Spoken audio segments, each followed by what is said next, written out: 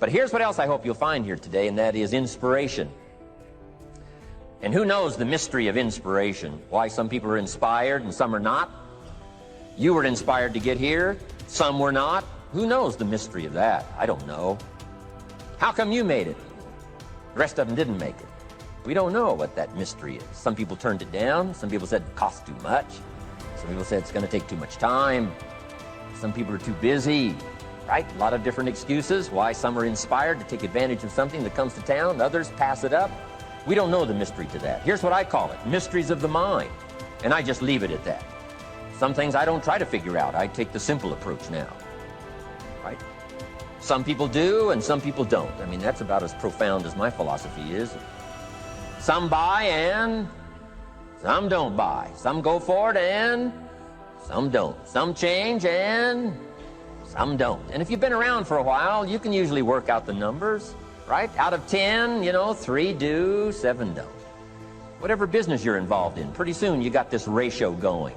The ones that do, the ones that don't. You say, well, why don't the ones that don't, how come they don't? We don't know. I just leave it as a mystery. I used to try to understand all that. I just take the simple approach now. The guy says, this happens to me, this happens to me, this goes wrong for me, and all this stuff goes wrong for me. How come all this stuff happens to me? I say, I don't know, it beats me. The best I've been able to figure out is those kind of things always happen to people like you. I mean, right? That's the best I got. I don't know. I'm an amateur on this stuff. What do I know? So just take the simple approach, right? That's how it is. Who knows? Interesting story says the day the Christian church was started. Now, I'm an amateur on the Bible, but best account I can remember, the day the Christian church was started, a magnificent sermon was preached. Great presentation. And if you're a student at all of good communication, it was one of the classic presentations of all times. The sermon, the first day the Christian church was started.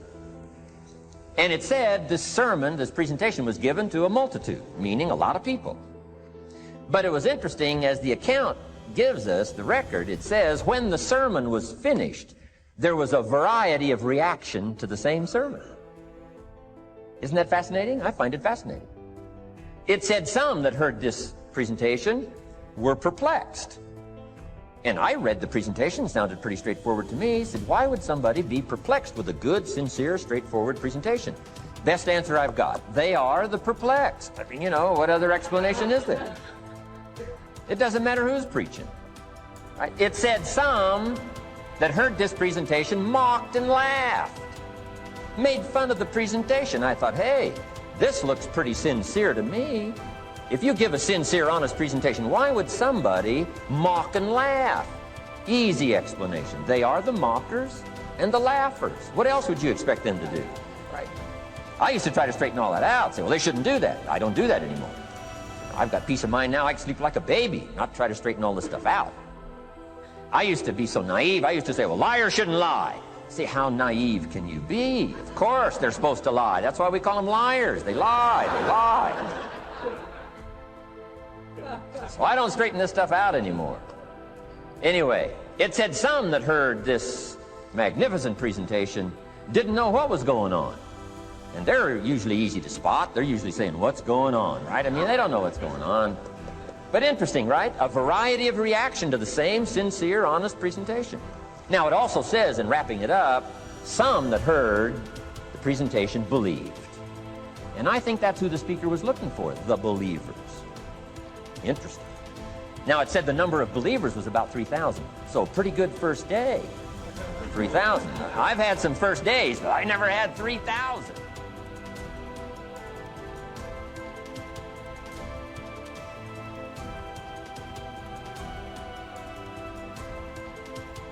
Over caution. Some people never will have much. They're too cautious.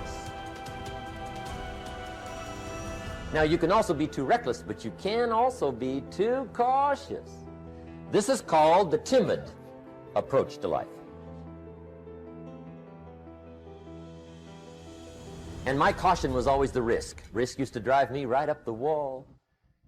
I used to say, what if this happens? It's called the language of the poor. what if this happens? And on top of that, if this was to happen, look at the fix I'd be in. I better not try. I could always ace myself out. Then I'll tell you what changed my whole life when I finally discovered it's all risky. The minute you were born, it got risky. If you think trying is risky, wait till they hand you the bill for not trying.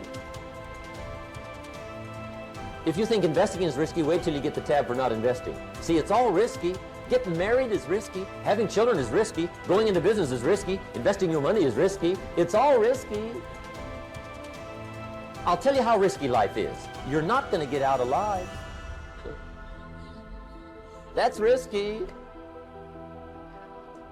The Englishman says, well, if that's the way it's going to work out, let's give it a go. Right, that's what it's for. Give it a go. Somebody says, yeah, but I'm looking for safety and security. Fine, then huddle in a corner.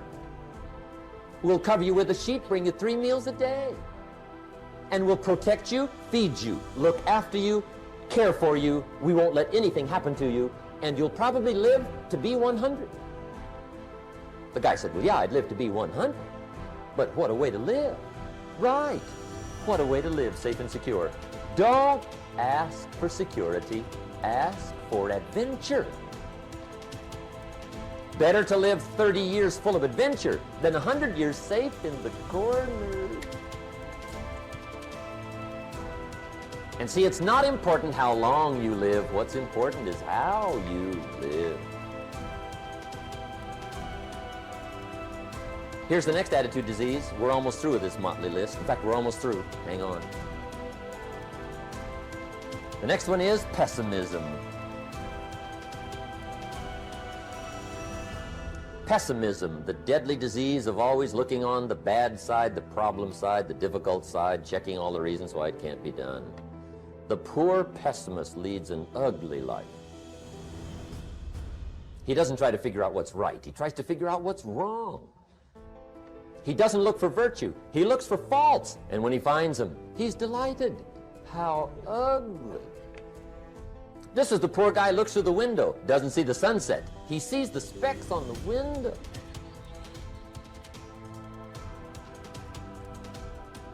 And this is the poor guy, right, who rushes up, takes such leave of his senses. This guy rushes up and he says, I've got 5 good reasons why it won't work. He's so dumb, he doesn't know. All he needs 1. He's got 5.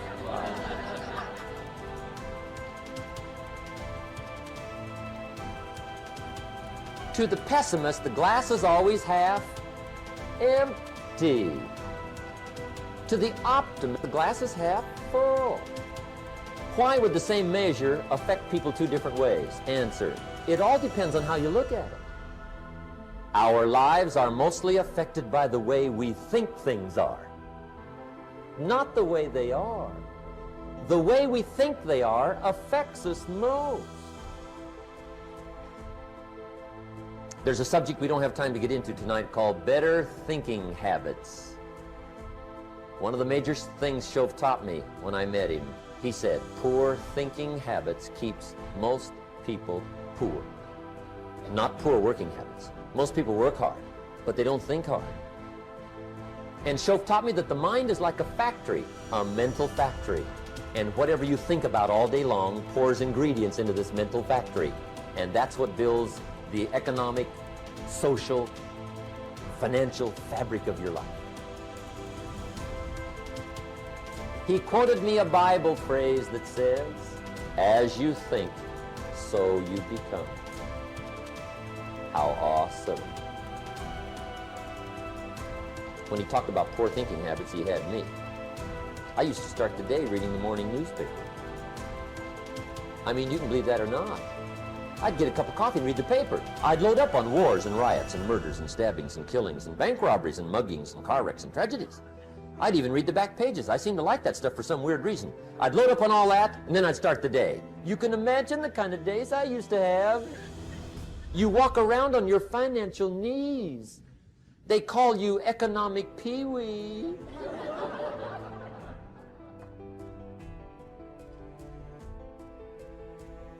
The guy says, I want to be a great leader. Wonderful. The first thing we do is follow him to his house. When we get there, we walk in and check his library, number one. Somebody says, well, why check his library? The reason is because what a man reads pours massive ingredients into his mental factory, and the fabric of his life is built from those ingredients. You would not believe what some people have got in their house to read. You would not believe. One of the best dressed up words I know for a lot of it is trash. Can you imagine dumping a barrel of trash into this mental factory every day and coming out with a rich, dynamic, positive life? It can't be done. You might as well try making a cake with cement. The kids back in Danbury, Connecticut, high school, they're asking me questions one day. I'm talking to the kids. Kids got good questions these days. One of them said to me, Mr. Rohn, how do you build the good life? I said, it's simple. It's not easy, but it's simple. Here's how you build anything. Select the right ingredients, keep out the wrong ingredients, and it starts with thought. Everything starts with thought. So you must be wise and careful what you think about, because that starts everything. You got to be wise and careful. I asked the kids, what would happen if somebody dropped sugar in my coffee? They said, well, you'd be okay. I said, what if somebody dropped strychnine in my coffee? They said, well, you'd be dead. I said, correct. Lesson one, life is both sugar and strychnine. You gotta be careful. I said, what if my worst enemy drops in the sugar? They said, will you be okay? I said, what if my best friend, even by accident, drops in the strychnine? They said, well, you'd be dead. I said, correct. Lesson two, watch your coffee.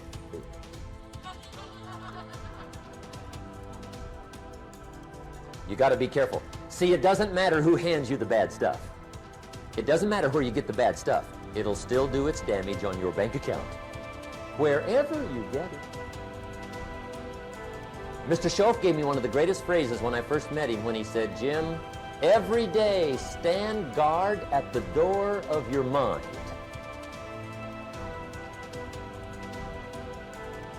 How important. Stand guard at the door of your mind.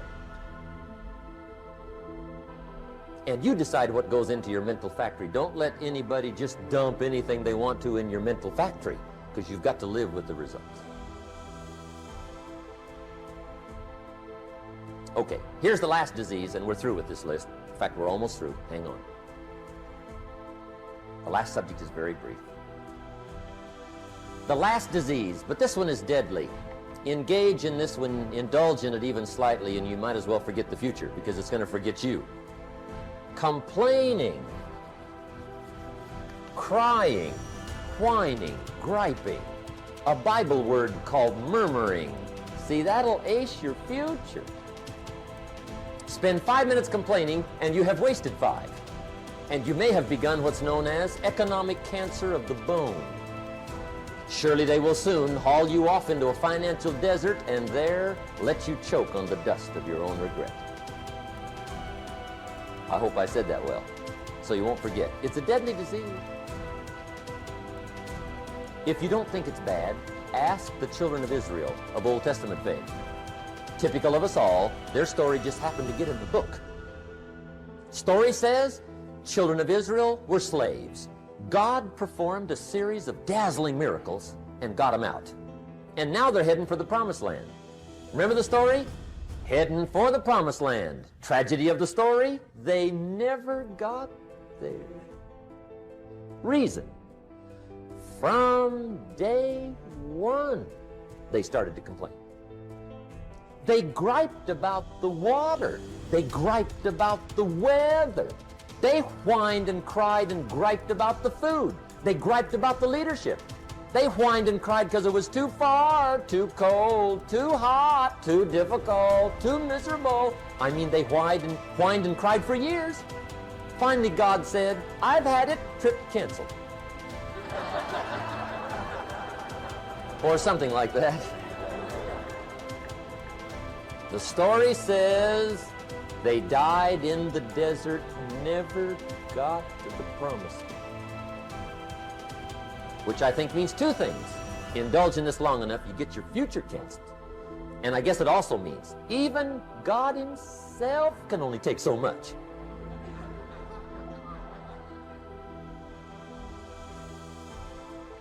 Okay.